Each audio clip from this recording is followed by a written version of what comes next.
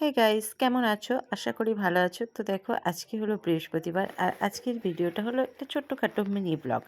তো এই ভিডিওটাতে দেখো, আজকে পৌষ মাস, যেহেতু সেই পৌষ মাসের লক্ষ্মী পুজো, আর লক্ষ্মী পুজোর জন্য আমি আড়ি পেতে নিয়েছি একটা টুলের উপরে।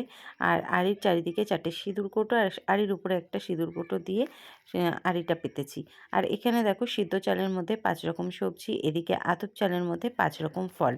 আর এই পুরো জোগাড়টাই আমি একা হাতে করেছি। আর সকাল 10টার সময় পুজো হয়েছে, কারণ টাইম একটু হাতে পেয়েছি, সেজন্য তাড়াতাড়িই করেছি, মানে একাই করেছি।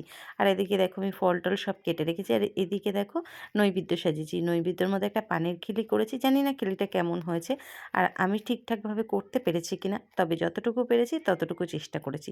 আর এই যে ঠাকুরের সিংহাসন সব গুছিয়ে নিয়েছি।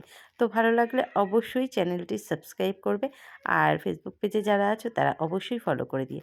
টাটা, ভিডিওটা এই অবধি, সকলকে টাটা।